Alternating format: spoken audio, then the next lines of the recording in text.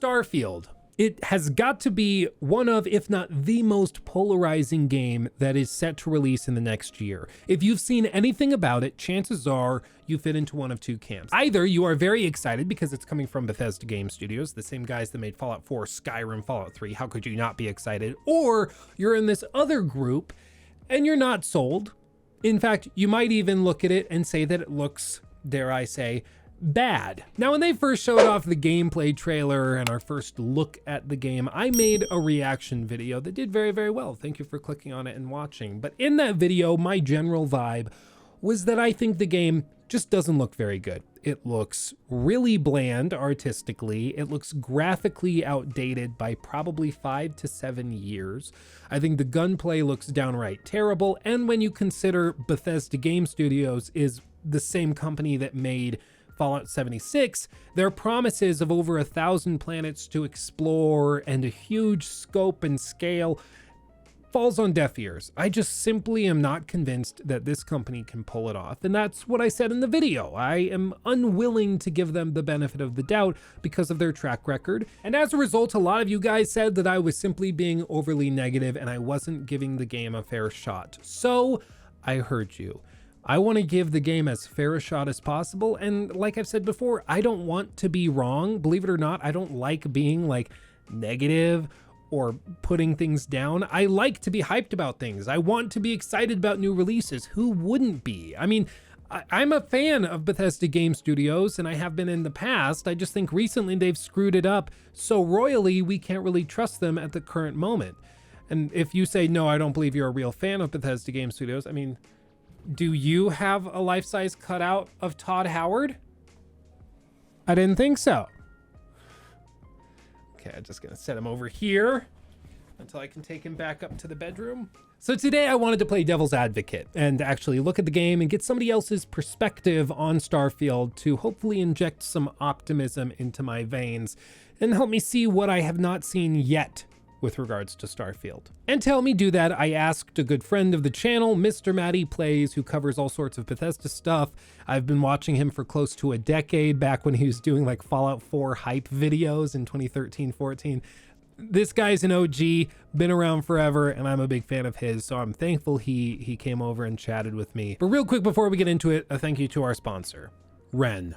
Ren is actually the up-and-coming company featured in the New York Times, Wired, Forbes, Bloomberg, you name it, they've been talked about there because they're doing something very, very interesting, and that is giving you the power to offset your carbon emissions and be informed about your impact on the environment, and to give you tools to help rectify that. It starts with a simple and easy to understand calculator where you can enter in information about your lifestyle. It will then make some basic calculations based on research by several large universities, and then it presents its calculated figures for your total carbon emissions. And then, if you feel so inspired, you can actually pledge to projects that Ren has carefully selected to offset your carbon footprint. Each one of the projects has been carefully vetted, and they make sure that your money is actually going towards what you're donating to. This isn't going to be sucked up through bureaucratic nonsense. It'll actually make a difference. And I love this dearly. I live in Colorado. I love my mountains. I love my nature. I know I'm a gamer, so I stay inside a lot, but I do love the outdoors, and I want to help preserve it as best I can. And previously, it felt like there was a big barrier to even get started on understanding how you could make a difference or help make a difference. But Ren makes it easy. Check them out today at the link in the description or in the pinned comment, and know that the first 100 people who sign up using that link will get an extra 10 trees planted in their name. Like, who wouldn't want to do that? Again, check them out below. And with that said, let's talk to Matty about some Starfield. Hey Matty, how you doing? I'm doing quite well. Thank you for having me. Yeah, absolutely. Thanks for doing this. It's been a while since we talked, but I know our fan bases kind of merge and mix together, so I'm sure a lot of people are going to be happy to see you over here. So thank you. Of course. Thank you for having me. I'm excited to chat about this. Yeah. So long story short, I've been pretty skeptical and some would say cynical about Starfield. I'll give you my overarching opinion of the game, I think is probably the best way to do this, and then you can give me your opinion of the game as it stands today. And then we'll explore some different aspects and see where we land on the other side. Sound good? Yes, sir. Let's do it. Gucci. So my personal opinion is that Bethesda as a developer has basically forfeited all goodwill. They have like little to no reason to be taken seriously isn't the right word, but to be given any extra credit. You know, if one other studio with a ton of goodwill put out some stuff that was maybe a little clunky or didn't look super great, we could maybe make some excuses for them, give them a little leeway here and there. But Bethesda specifically has like a negative credit score in my mind. Like I don't even want to consider it or deal with it because of the stuff they did with Fallout 76.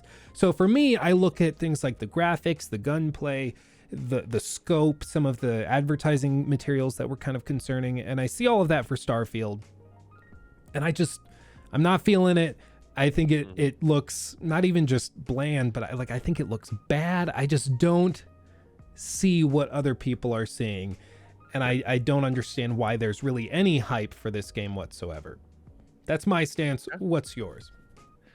Yeah, so it's funny because I probably would find myself on the complete opposite end of things. You know, I'm very excited by what I saw, but I don't think what you said was without reason, which I think is important to distinguish, because I'm sure you'll catch some flack for your opinion. But the reality is that Bethesda has been on a bit of a downward slope for the last couple of years, right? They started to heavily monetize their games. It wasn't just Bethesda Game Studios with Fallout 76. You saw things like Wolfenstein Youngblood start to have gold bars in their games. It felt like the entire company had gone corrupt, and it's weird because just a short ways before that, with the likes of The Evil Within, Wolfenstein New Order, so on and so forth, they were publishing extremely good games that were single-player focused, Dishonored being another one, and they were free of microtransactions. They felt like a breath of fresh air. So I think it hit a lot of people harder. I'm not going to speak for you, but I think it hit a lot of people harder when they went down this path.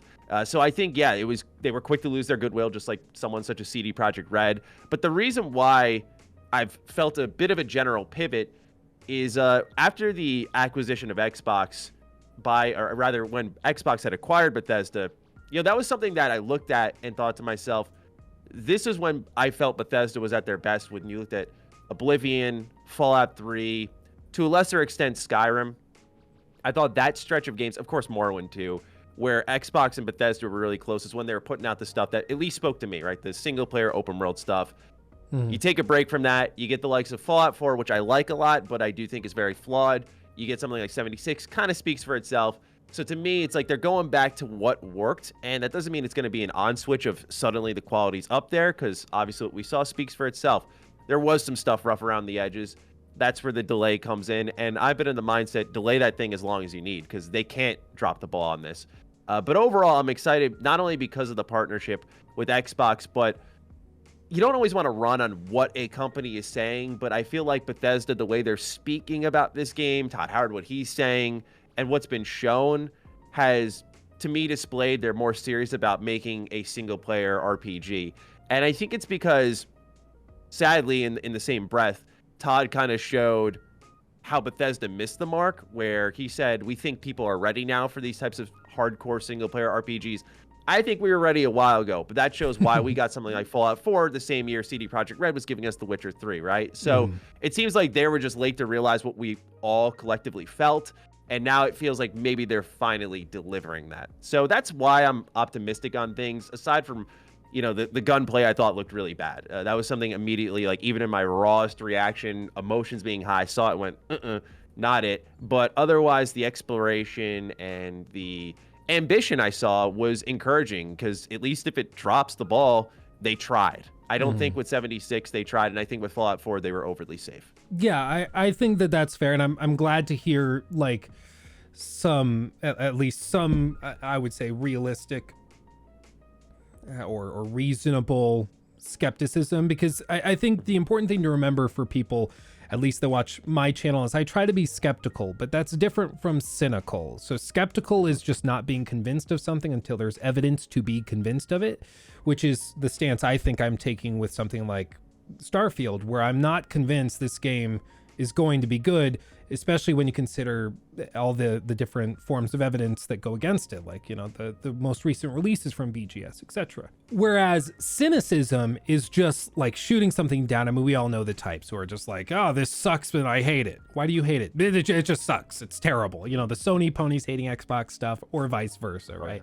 So I do want to explore this a little bit. I think we'll agree, like you said, the gunplay from what they showed didn't look very good. Could they improve it? Could they make it better? Was it just a bad showing and they just showed clips that made it look worse than it actually is? Sure, possibly. But the point is, from what they showed, it doesn't look good. Would you agree with that? Yeah, the only thing you could say, I feel, in defense of the gunplay is I think of Fallout 4 when you start off, they hand you a pipe pistol, right? And obviously the pipe pistol doesn't feel as good as like a combat shotgun. Like that's a fact. It doesn't look as good, doesn't feel as good, doesn't shoot as well. And that fits in Fallout, right? Like you're starting off with the bare essentials and you're scaling up to something else. I don't know if that's what was happening here with Starfield. Like, okay, we're at the beginning of the game. That's what they said. This is the very beginning of the game. Here's this crappy weapon you've got, and you're going to scale up to something better. You know, we saw there's weapon modding in there. That's the only thing you could say in defense. But if I'm Bethesda, I don't show a gun that shoots as terribly as that one. It looked blocky in a sense, like it just visually didn't look good. And then when it shot, it looked awkward. I think the person playing wasn't that great, but even if they were 10 out of 10 MLG player, again, I don't think the gunplay was very encouraging. In fact, in some regard, it kind of looked like a downgrade from something like Fallout 4. And that's a shame because one of the surprising aspects, not to keep leaping over to CD Projekt Red, but Cyberpunk 2077, for all its flaws and faults, I thought it played pretty well as a first-person shooter. And that was one of the best surprises of that game. I would have loved to see Bethesda as a AAA developer scale up to something like that. And that's where I think they do get the benefit of the doubt. A lot of people have just come to expect Bethesda to have this level of jank. It's like their studio identity, and so it's easily acceptable for a lot of people. Yeah.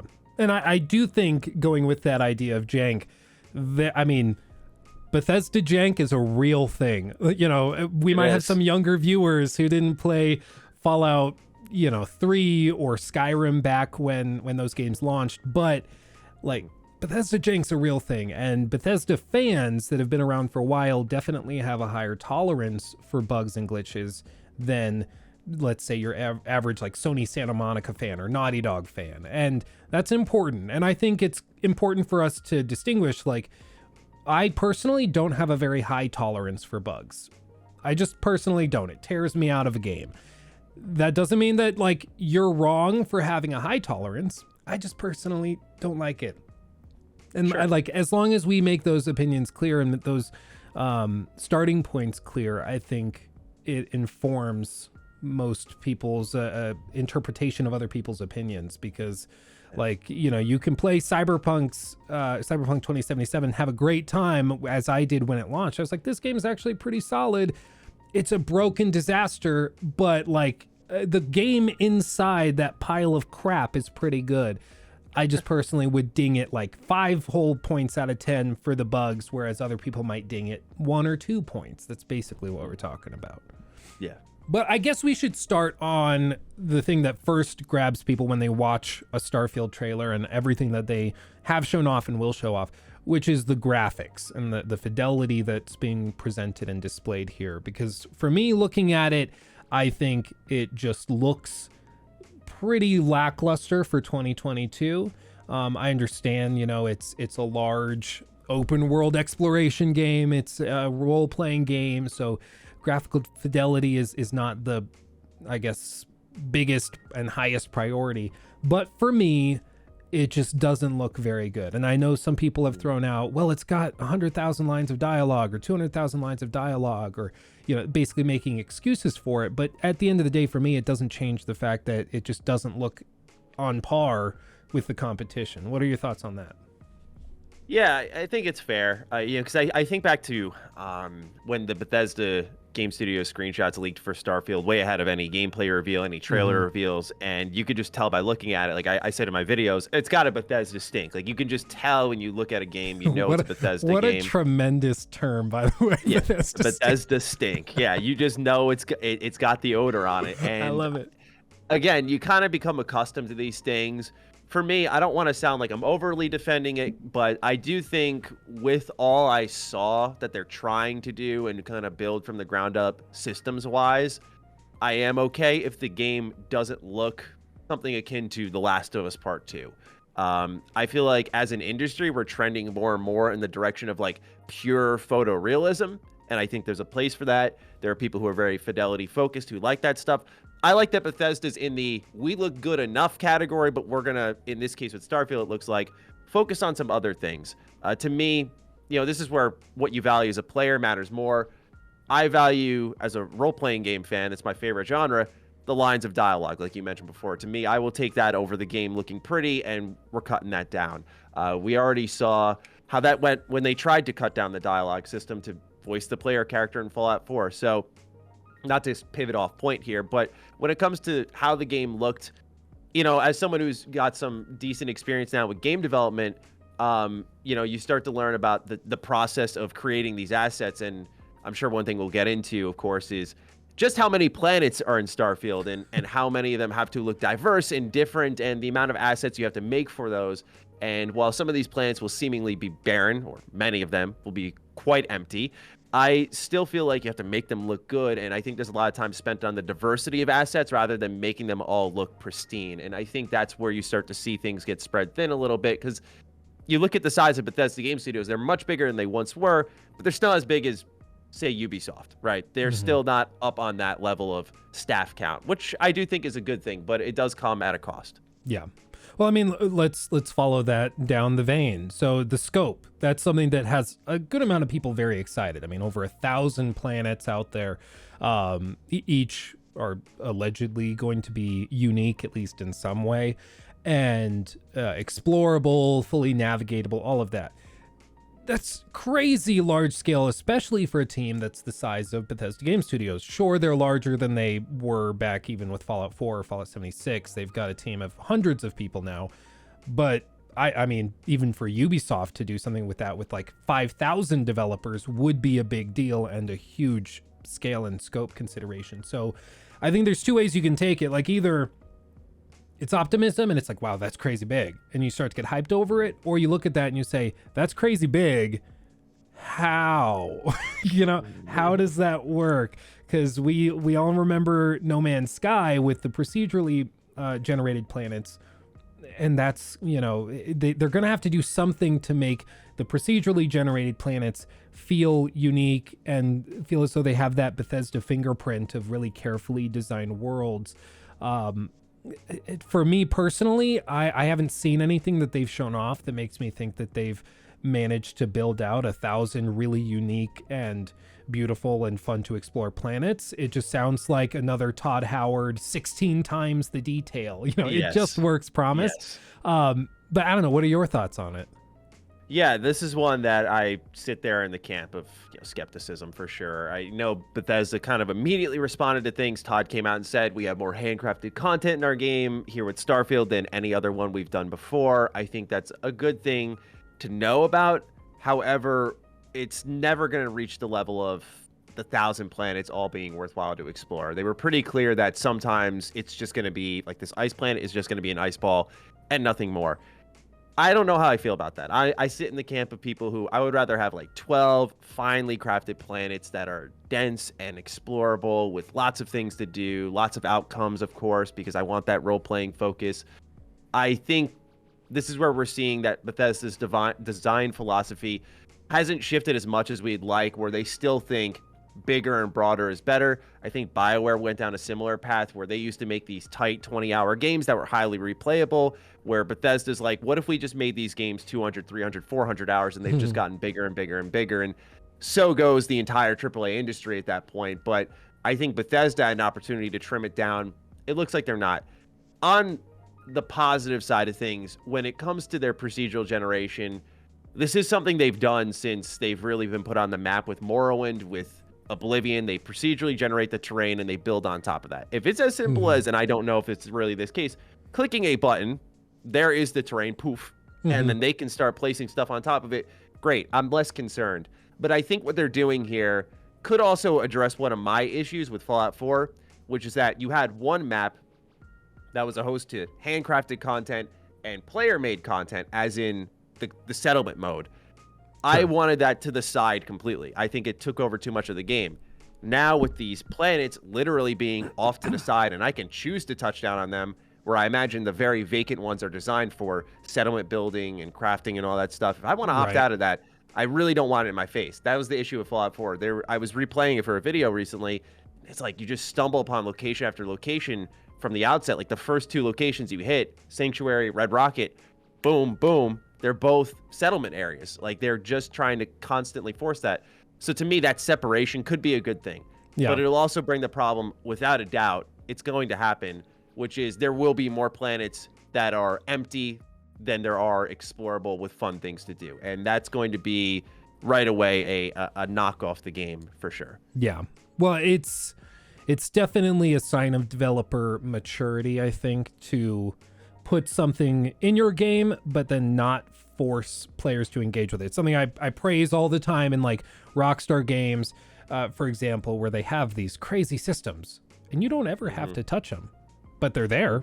But you don't have to touch them. You know, it's that sort of confidence in your development where you're like, yeah, this thing's awesome, but we're not going to force you to play it. You'll find it. You'll figure it out. It's great. Whatever. Whereas like you see Ubisoft and they're like, look at this thing we made. It's super cool. Look at it. Check it out. You know, it's, I agree. I think that's at least a positive sign that there's enough there that hopefully it has varied uses such that you engage with it when you need to and you don't engage with it when you don't need to. I mean, all of this I think brings us though to the central question, and for me it's the most important one when we're talking about Starfield and really anything that BGS is doing, and it has to do with their reputation and their social cachet, their goodwill. For me, everything they did around Fallout 76 wasn't even just like scummy and cash grabby, because I predicted the sale to Microsoft in a video like I remember months that. before it happened. And I did it not because I'm brilliant, but just because I was like, why would the same management team that's been here for 20 years all of a sudden get super greedy? Like there's nothing that's changed in the management. It's still Robert Altman, Donald Trump's brother, like the core management team is there. Why are they getting so greedy? And it was because they were preparing for a sale. Oh, that makes sense, right? But for me, all of the heavy monetization and all of this stuff, it was for the sake of the sale and making their numbers look better. But the way they carried it out wasn't just scummy. It was like borderline, like just evil. They were intentionally heavy-handed. Yeah, like they were in some cases, you know, selling their customers stuff that was just downright broken, which already is extremely scummy. But they knew it was broken. They didn't care. They then go and they try to like appease people by offering $5 worth of in-game credit. Yeah, it's just like, oh, that's a great idea. Why didn't we do that? Yeah. The canvas bag situation. I mean, just watch Internet Historian's video. Anybody out there who hasn't seen it. Fallout First. Just want to throw that one Fallout out there. First, that one's particularly disgusting. Yeah, $100 a year for an in-game membership. It was just like so heavy-handed and just slimy. It's like at one point they realized, hey, everybody hates us for this monetization stuff we're doing. And they said, well, I guess let's just go with it. And they just kept doing it way worse than before. So for me, when I look at Starfield, like I see this stuff that's kind of and I don't want to give them benefit of the doubt. I don't want to give them extra credit. I don't want to be optimistic, because in my mind, they have forfeited anything and all of the goodwill that would push you over the edge to maintaining optimism. For me, I used to look at Todd Howard as a video game development genius, as a visionary. And like after I saw him on stage in 2019 with Elon Musk, I was in the audience for that interview with Jeff Keighley. And like after watching that and the Fallout 76 stuff and everything, he seems to me like a schmoozy salesman who really is only worried about maximizing the bottom line. And the magic is just gone for me. It's just gone. So like, I think the broader point of all of this, and then I'll stop rambling and let you talk, is just... No, please, you're fine. It seems like to me, you will either are willing to forgive, or maybe you never thought there was anything that big of a deal, but either you're willing to forgive and move past Fallout 76 and all the stuff that Todd Howard and his team were involved with back then, or you're just not willing to forgive them until they can prove through their actions that they are different, that this time it's going to be better. And I'm in the latter group. I'm just not sold. You know what, Todd, you can win me back, but I'm not going to help you win me back. It's all on you, buddy. That's where I'm at. I don't know. What do you think? Yeah, I think, well, first off, I should disclose that, in the past, I've interacted directly with Todd Howard, where I think it doesn't matter effectively to me, but I think it's just fair to disclose to the audience that, like, there could be an inherent bias. Just I've had positive interactions with him, and I would be more leaning on the side of willing to give him the benefit of the doubt, but I wouldn't say it's due to that. I just want to make sure it's clear, it's out there. But, I think when it comes to Todd, I will say that Bethesda definitely took the egg on the face, but you had to really choke it out of them for Fallout 76. Like, when they eventually misstepped with Fallout 76, as we had expected with an online Fallout game, I remember the following E3 in 2019, I believe it was, people were really hoping that Bethesda would step out and apologize for things. And I remember that was a big talking point for a while. And fortunately, they did. So I feel like they understood what went wrong, and they still talk about it as if it's fresh memory. I remember watching the Xbox Bethesda game showcase extended, which was just a couple of months ago, and Pete Hines was talking about, yeah, we're painfully aware of what happened with this game. Like, they still kind of seem to relive the trauma, if you will. So I don't think it's escaped them. That doesn't mean that they're going to suddenly make an educated business decision just because this is video games and what you expect to happen typically never does happen. But on the note of Starfield and, that social cachet and if there should be deserved optimism, I think a lot of it really stems from, and I just say this based off, all the coverage I've done of not only this game, but Xbox as a whole, is I think Xbox has become this sort of beacon of hope for failing companies. Bethesda was failing, but also beloved. They teamed up, and, I said at the start of this, I think that, Bethesda and Xbox teaming up, it makes sense. It fits just right, and I think they'll produce their best content. We're seeing the same thing happen with Activision, although I don't think there's that history there. We're seeing a failing company team up with Xbox. So they're being seen as this beacon of hope because Microsoft has limitless cash, the most profitable company on the planet. So it's like, oh, they just got tons of pockets of cash, throw it at every game, it'll all work out. What is unfortunate that a lot of people don't realize is with game development issues, it's not always just a money problem. There are inherent design issues like baked in. You can't throw money at every problem. And it's a tough lesson for a lot of new developers to learn. Fortunately, I've managed to navigate that, but it is a tough thing for a lot of developers to learn. And I think a lot of people assume that because Microsoft has tons of cash, no project can fail. And that's a bad take. So I do think that there is understandable optimism because of Microsoft, where Bethesda doesn't feel the pressure now to walk down the evil, greedy path they once did, but that still doesn't mean that they can't make a bad game. They can't design a bad game.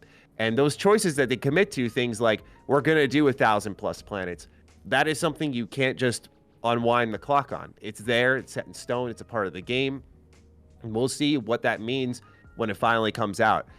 I, again, do love their games, so I have the hope in my heart that they do deliver, but I think the optimism, it could go either way. I think it depends on who you're talking to. For me, I lean on the side of I want to believe in them. I think that because they had one really bad game and a lot of bad business decisions tied to it, that clearly they're just trying to set this thing up as a money cow, and it's a disgrace to my favorite franchise.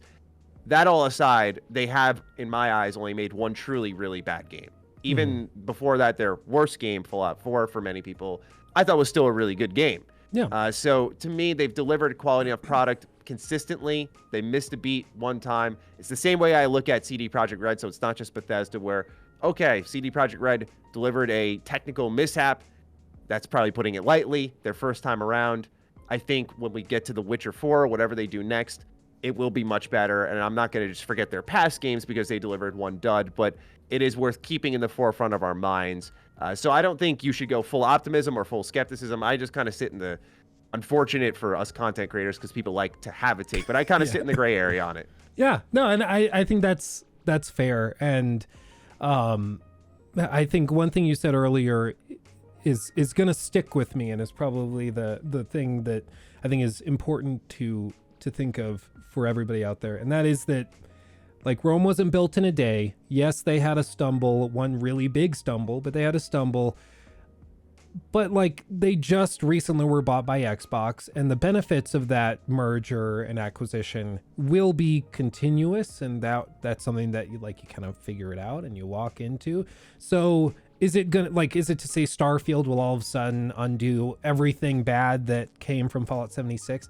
Well, no, but Starfield might be pretty good, pretty solid, and it can still be a good game while not being like Skyrim 2.0. It can still be a good game, and I think that's important to just remember, is not every game needs to be the new Grand Theft Auto Online mixed with Red Dead, mixed with The Witcher 3. You know, there can be good games that just do their own things well and don't necessarily have the best like graphical fidelity or the best lip syncing or gunplay or this or that. You can do other stuff really well and still stand out as a game without having to master everything.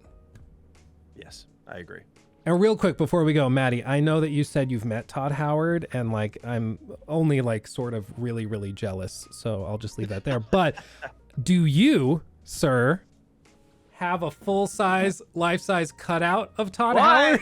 Yeah. Oh my God. Yeah. I bet he feels so weird about this. Like, I don't know what I would do if I found out somebody had a cutout of me. How much did that cost? I ordered it from the UK, like some random company. It's like $80 for it. Oh Best my God. $80 I've ever spent. Yeah. When I got it, I set it up in the back, and my wife Nikki opens the door and comes in and goes, "Oh my God," because she thought I was just in here with a random dude wearing a leather jacket. Yeah, money well spent, everybody. I highly recommend if you can find a Todd Howard. Yeah, exactly. Yeah, see, I'm a businessman. I write off all of my cardboard cutouts. Yeah, exactly. Very savvy. But I really appreciate you talking about this with me, Maddie, for real. It's good to chat with you. Where should people check you out? Where should they find you? You can look over on YouTube, as always. MrMattyPlays is my main channel where I talk a lot about everything current in gaming, especially topics like this revolving around Bethesda and Xbox. But you can also find me on Retro Rebound, my other channel, where I talk a lot about retro games, of course, hence the title, but mostly the early 2000s. We're not going back into like Atari and NES, SNES. That's extremely rare. So if you're into more nostalgic, retrospective kind of content, we do a lot of long-form discussions, kind of like the ones you find here on Luke Stevens, that you may enjoy. So check out either of those. We'll happily have you. And with that, Luke, thank you again for having me. It's been an absolute blast. Yeah, a pleasure. We'll do it again. And until then, stay sexy, stay active. Right. See, I remember.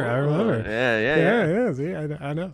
Once again, big thank you to Maddie for chatting. It's always great to catch up with him, and I know a lot of you guys watch his stuff, and I really enjoyed having him over on the channel. So go over there, check out his stuff, show him some love, and of course, make sure you tell him that Luke sent you. That way, he knows like it wasn't a total waste of time.